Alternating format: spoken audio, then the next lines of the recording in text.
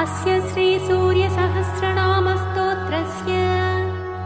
वेदव्यासऋषेः अनुष्टुप् छन्दः सविता देवता सर्वाभीष्टसिद्ध्यर्थे जपे विनियोगः। ध्यानं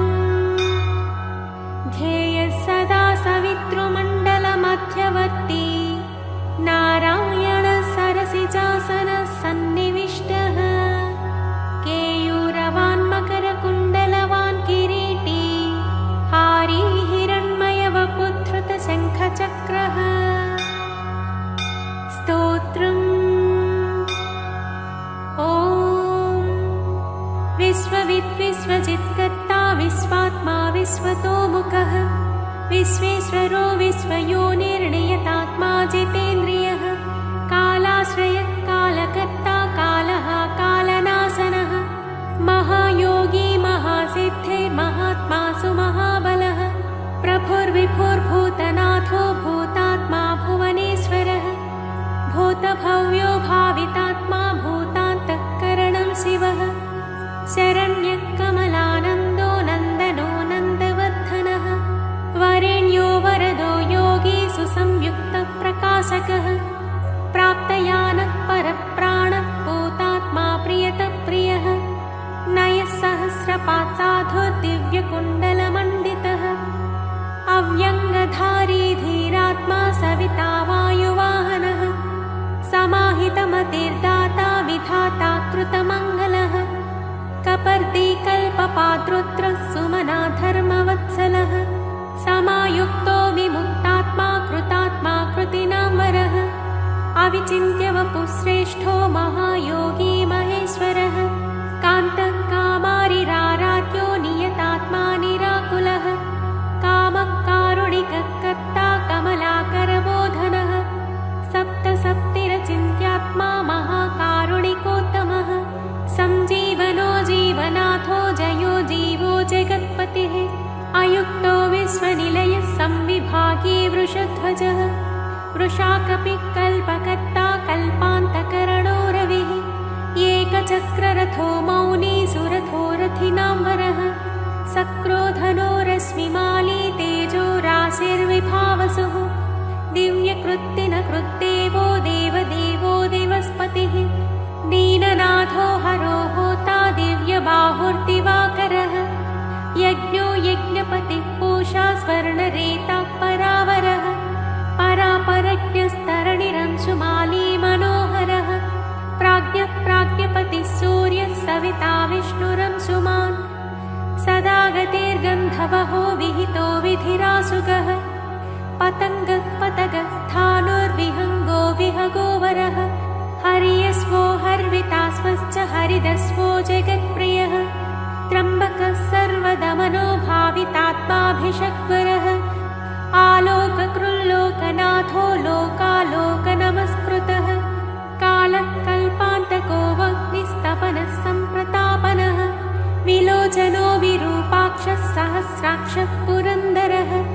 सहस्ररश्मिर्मिहिरो विविधाम्बरभूषणः खगप्रतद्दनो धन्यो हयगो वाग्विशारदः श्रीमानसशिरो वाग्मी श्रीपतिः श्रीनिकेतनः श्रीकण्ठः श्रीधरः श्रीमान् श्रीनिवासो वसुप्रदः कामचारी महोमायो महोग्रो विदितामयः तीर्थक्रियावान् सुनयो विभक्तो भक्तवत्सलः कीर्तिः कीर्तिकरो नित्यः कुण्डलीकवचीरथी हिरण्यरेता सप्ताश्वः प्रयतात्मा परन्तपः बुद्धिमानमरश्रेष्ठो रोचिष्णुः पाकशासनः समुद्रो धनदो धाता मान्धाता कस्पलापहः तमोज्ञोध्वान्तः वह्निर्होतान्तःकरणो गुहः पशुमान् प्रयतानन्दो भूतेशः श्रीमताम्बरः नित्योदितो नित्यरथः सुरेशः सुरपूजितः अजितो विजितो जेता जङ्गमस्थावरात्मकः जीवानन्दो नित्यगामी विजेता विजयप्रदः पज्जन्योग्यस्थितिस्थेयस्थविरोधनिरञ्जनः प्रद्योतनो रथ ऋषि महावीर्यो हंसः संसारतारकः सृष्टिकर्ता क्रियाहेतुर्मार्तण्डो मरुतां पतिः मरुत्वान्दहनस्त्वष्टा भगो भर्गोर्यमा कपिः वरुणेशो जगन्नाथः कृतकृत्यः सुलोचनः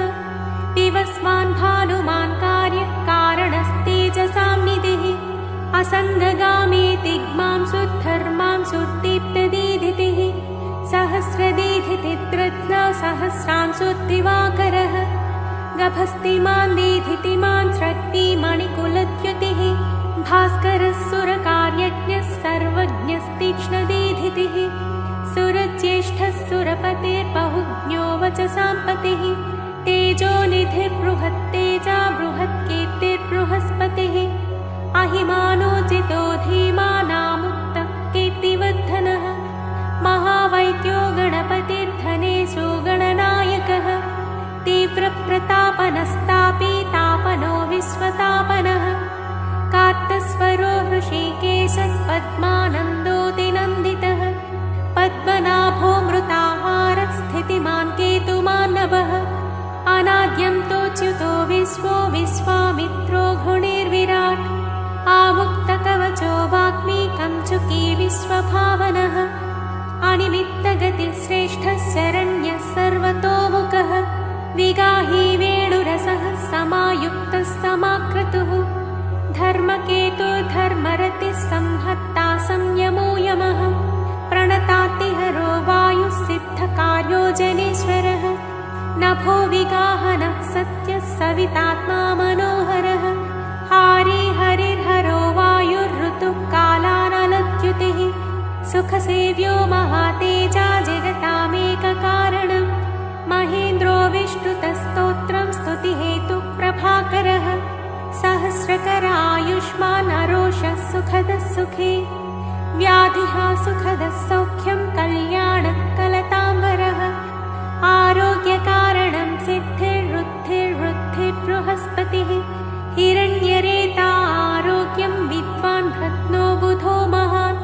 प्राणवान् धृतिमान् धर्मो घर्मकर्ता रुचप्रदः सर्वप्रियः सर्वसः सर्वशत्रुविनाशनः प्रांसुर्विद्योतनोद्योतः सहस्रकिरणकृति केयूरी भूषणोद्भासी भासितो भासनो नलः शरण्यार्तिहरो होता खद्योतः खगसप्तमः सर्वद्योतो भवद्योतः सर्वद्युतिकरो मतः कल्याणः कल्याणकरः कल्यकर्यकरः कविः कल्याणकृत् कल्यवपुः सर्वकल्याणभाजनम् शान्तिप्रियः प्रसन्नात्मा प्रशान्तः प्रशमप्रियः उदारकर्मा सुनयः सुवच्चावच्चसोज्ज्वलः वच्चस्वी वच्चसामीशस्त्रैलोक्येशो वशानुगः तेजस्वी सुयशावश्मी वर्णाध्यक्षो बलिप्रियः यशस्वी तेजो निलयस्तेजस्वी प्रकृतिस्थितः आकाशगस्य खगतिराशुगो गतिमान् खगः गोपते गृहदेवेशो गोमानेकः प्रभञ्जनः जनिता प्रजनो जीवो दीपः सर्वप्रकाशकः सर्वसाक्षी योगनित्यो नभस्मानसुरान्तकः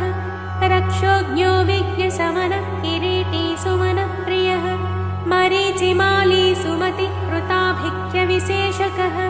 शिष्टाचारः शुभाचारः स्वचाराचारतत्परः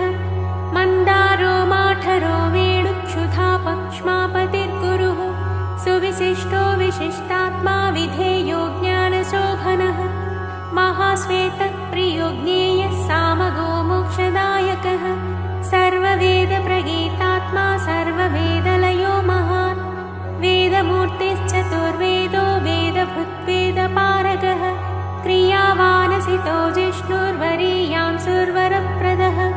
व्रतचारी व्रतधरो लोकबन्धुरलं कृतः अलङ्काराक्षरो वेद्यो विद्यावान् विदिताशयः आकारो भूषणो भूष्यो भूष्णुर्भुवनपूजितः चक्रपाणिध्वजधरः सुरेशो लोकवत्सलः वाग्मिपतिर्महाबाहुः प्रकृतिर्विकृतिर्गुणः अन्धकारापः श्रेष्ठो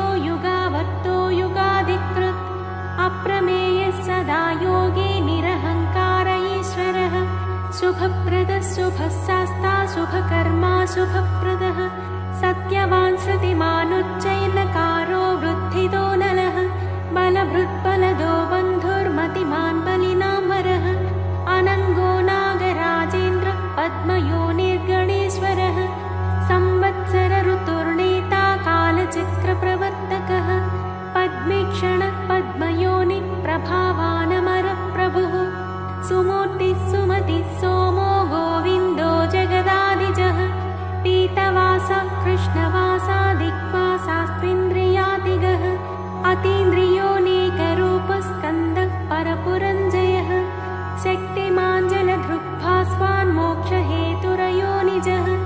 सर्वदर्शीजितादस्सो दुःस्वप्नाशुभनाशनः माङ्गल्यकर्ता तरणिर्वेगवान् कस्मलापहः स्पष्टाक्षरो महामन्त्रो विशाखो यजनप्रियः विश्वकर्मा महाशक्ते द्युतिरेशो विहङ्गमः विचक्षणो दक्ष इन्द्र प्रत्योषः प्रियदर्शनः अखिन्नो वेदनिलयो वेदविद्विदिताशयः प्रभाकरो जितरिपुः सुजनो ऋणसारथिः गुणासीसुरतस्कन्दो महितोऽभिमतो गुरुः ग्रहराजो ग्रहपते ग्रहनक्षत्रमण्डलः भास्करः सततानन्दो नन्दनो नरवाहनः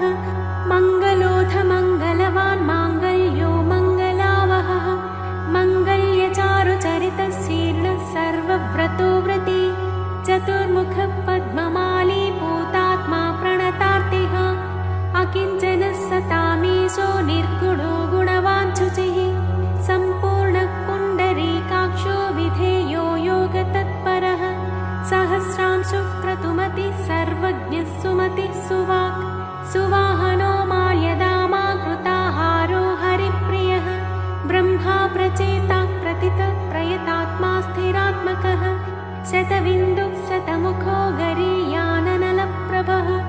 धीरो महत्तरो विप्रः पुराणपुरुषोत्तमः विद्याराजाधिराजो हि विद्यावान् भूतितस्थितः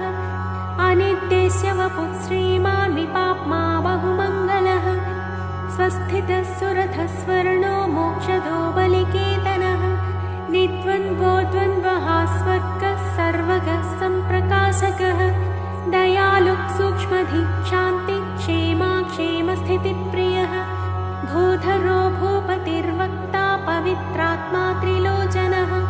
महावराः प्रियकृतात्मा भोक्ता भयप्रदः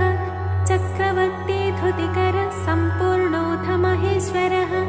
चतुर्वेदधरो चिन्त्यो विनिन्द्यो विविधासनः विचित्ररथ एकाकी सप्तसप्तिः परात्परः सर्वोदधिस्थितकरः स्थितिस्थेयस्थितिप्रियः निष्कलः पुष्कलो विभुर्वसुमान् वासवप्रियः पशुमान् वासवस्वामी वसुधामा वसुप्रदः बलवान् ज्ञानवास्तत्त्वमोङ्कारस्त्रिषु संस्थितः सङ्कल्पयोनिर्दिनकृत् भगवान् कारणापहः नीलकण्ठो धनाध्यक्षश्चतुर्वेदप्रियं वदः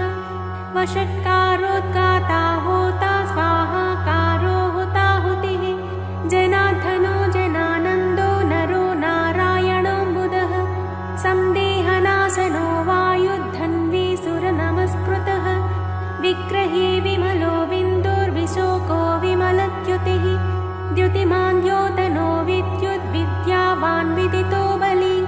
घर्मदो हिमदो हासः कृष्णवर्मात्सुताजितः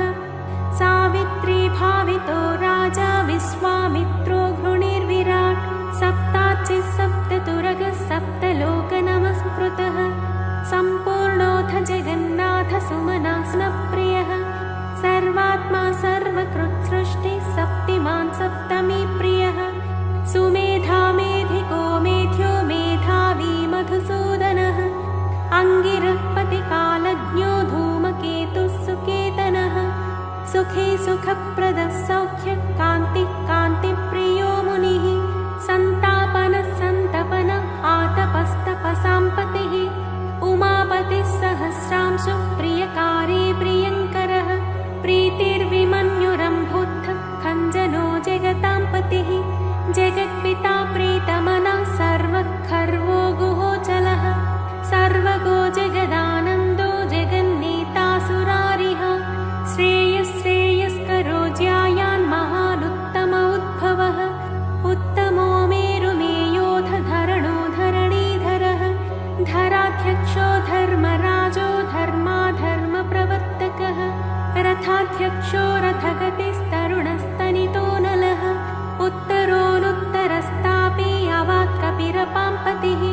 पुण्यसङ्कीर्तनः पुण्यो हेतुर्लोकत्रयाश्रयः स्वर्भानुर्विगतानन्दो विशिष्टोत्कृष्टकर्मकृत् व्याधिप्रणाशनक्षेमः शूरः सर्वजिताम्बरः एकरथो रथाधीशः पिता शनैश्चरस्य हि वैवस्वतगुरुर्मृत्यो धर्मनित्यो महाव्रतः प्रलम्बहारसञ्चारी प्रद्योतो द्योतितानलः सन्तापहृत्परो मन्त्रो मन्त्रमूर्तिर्महाबलः श्रेष्ठात्मा सुप्रियः शम्भुर्मरुतामीश्वरेश्वरः संसारगतिविच्छेत्ता संसारार्णवतारकः सप्तजिह्वः सहस्राच्ची रत्नगर्भोपराजितः धर्मकेतुरमेयात्मा धर्माधर्मवरप्रदः लोकसाक्षी लोकगुरुर्लोकेशश्चण्डवाहनः धर्मयूपो यूपवृक्षो धनुष्पाणिर्धनुर्धरः पिनाकदृङ्महोत्साहो महामायो महाशनः वीरशक्तिमतां श्रेष्ठः सर्वशस्त्रभृताम्बरः ज्ञानगम्यो दुराराध्यो लोहिताङ्गो विवर्धनः खगोन्धो धर्मदो नित्यो धर्मकृच्चित्रविक्रमः भगवानात्मवान् मन्त्रस्त्रक्षरो नीललोहितः एकोनेकस्त्रयी कालः सविता समितिञ्जयः शाङ्गद्धन्वानलो भीमः सर्वप्रहरणायुधः सुकर्मा परमेष्ठी च नाकपाली दिवि स्थितः वदान्यो वासुकिर्वैद्य आत्रेयोऽथ पराक्रमः द्वापरः परमोदारः परमो ब्रह्मचर्यवान् उदीच्य वेषो मुकुटी पद्महस्तो हिमांशुभृत् सितप्रसन्नवदनः पद्मोदरनिभाननः सायं दिवा दिव्यवपुर्निर्देश्यो महालयः महारथो महानीशः शेषः सत्वरजस्तमः धृतातपत्रप्रतिमो विमर्शी निर्णयस्थितः अहिंसकः शुद्धमतिरद्वितीयो विवर्धनः सर्वदो धनदो मोक्षो विहारी बहुदायकः चारुरात्रिहरो नाथो भगवान् सर्वगोव्ययः मनोहरवपुः शुभ्रः शोभनः सुप्रभावनः सुप्रभावः सुप्रतापः सुनेत्रो दिग्विदिक्पतिः राज्ञी प्रियः शब्दकरो ग्रहे स्वस्तिमिरापहः स्तैहिकेयरिपुर्देवो वरदो वरनायकः चतुर्भुजो महायोगी योगीश्वरपतिस्तथा अनादिरूपोदितिजो रत्नकान्तिः प्रभामयः जगत्प्रदीपो विस्तीर्णो महाविस्तीर्णमण्डलः एकचक्ररथस्वर्णरथस्वर्णशरीरधृक् निरालम्बो गगनगो धर्मकर्मप्रभावकृत् धर्मात्मा कर्मणां साक्षी प्रत्यक्षः परमेश्वरः मेरुसेवी सुमेधावी मेरुरक्षाकरो महान् आधारभूतो रतिमांस्तथा च धनधान्यकृत् पापसन्तापहर्ता च मनोवाञ्छितदायकः रोगहर्ता राज्यदायी रमणीयगुणो नृणी कालत्रयानन्तरूपो मुनिवृन्दनमस्कृतः सन्ध्यारागकरः सिद्धः सन्ध्यावन्दनवन्दितः साम्राज्यधाननिरतः समाराधनतोषवान् भक्तदुःखक्षयकरो भवसागरतारकः भयापहर्ता भगवानप्रमेयपराक्रमः मनुस्वामी मनुपतिर्मान्यो मन्वन्तराधिपः एतत्ते सर्वमाख्यातं यन्मां त्वं परिपृच्छसि नाम्नां सहस्रं सवितुः पराशर्यो यदाहमे धन्यं यशस्यमायुष्यं दुःखदुःस्वप्ननाशनं बन्धमोक्ष मोक्षकरं चैव भानुर्नामानुकीर्तनात् यस्त्विदं शृणुयान्नित्यं पठेत्वा प्रयतो नरः अक्षयं सुखमन्नाद्यं भवेत् तस्योपसाधितं नृपाग्नितस्करभयं व्याधितो न भयं भवेत् विजयी च भवेन्नित्यमाश्रयं परमाप्नुयात् कीर्तिमान् सुभगो विद्वान् स सुखी प्रियदर्शनः जीवेद्वर्षशतायुश्च सर्वव्याधिविवर्जितः नाम्नां सहस्रमिदमं सुमतः पठेत्यः प्रातः शुचिर्नियमवान् सुसंस्कृतः